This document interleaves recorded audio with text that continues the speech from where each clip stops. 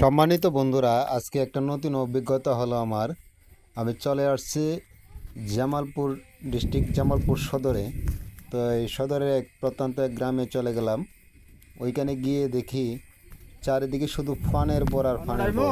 তো ভাবলাম এই এলাকায় আসছি আর ফানের বর নিয়ে একটা ভিডিও তৈরি করব না, এটা কি হয়?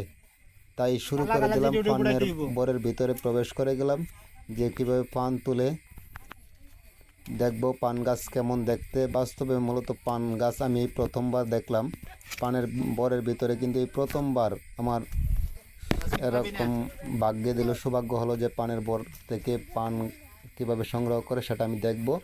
তো আমার সাথে আমার দুইটা ছোট বোন জামাই আর দুইটা বাইক না, ওরা চলে আসছে। ওরা পান তুলবে, বললো যে আমি যেহেতু ভিডিওটা করব তো ওরা পান তুলবে। এই যে আমার একটা ছোট বোন জামাই, সে কিন্তু পান তুলতেছে।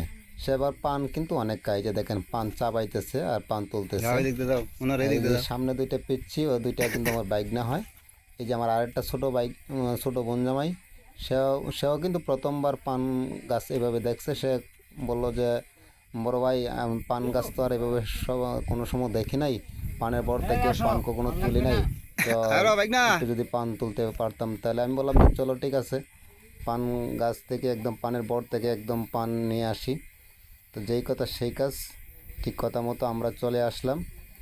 আর মূলত এই পান যে বরটা যে, এটা কিন্তু আমাদের বোন জামাইয়েরই, আমার বোনের জামাইয়ের পানের বর। এটা প্রথমবার, তারপরে আমি প্রথমবার গেলাম, আগে কখনো এভাবে যাওয়া হয় নাই। কারণ ওদের এখানে সবাই মূলত পান চাষ করে। এখানে শুধু পান চাষ না, পান চাষ হয়, ধান চাষ হয়, সবজি চাষ হয়। কারণ এলাকাটা আসলে ফসলের দিক দিয়ে অনেক কিন্তু উন্নত। তো আমি একটা জিনিস দেখলাম, পানের মূলত এই যে উপর দিয়ে কিন্তু পানের উপরে কিন্তু এই যে কী বলে মাছা বলেন আর চাল বলেন, যেটাই বলেন, দিয়ে রাখে।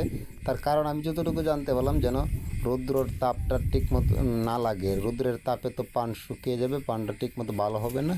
যার কারণে কিন্তু এভাবে উপরে দিয়ে চাল দেওয়া হয়। আর পানে কিন্তু প্রচুর পরিমাণে পানি দিতে হয়। এই যে দেখেন এখানে কিন্তু মেশিন, যেটা আমাদের সেলো মেশিন বলি, ওই সেলো মেশিন দিয়ে কিন্তু পানি দেওয়া হয়। কারণ পান যেন সবসময় ভালো হয়, তাজা থাকে। প্রচুর পরিমাণে পানি দেওয়া লাগে, যার কারণে মেশিন দেওয়া হয়ে গেছে। এই মেশিন দিয়ে কিন্তু পানি দেয়। আর এই জায়গায় সব ক্ষেত্রে কিন্তু এখানে পান চাষিদের একটা পানের কিন্তু একটা দারুণ ব্যবসা।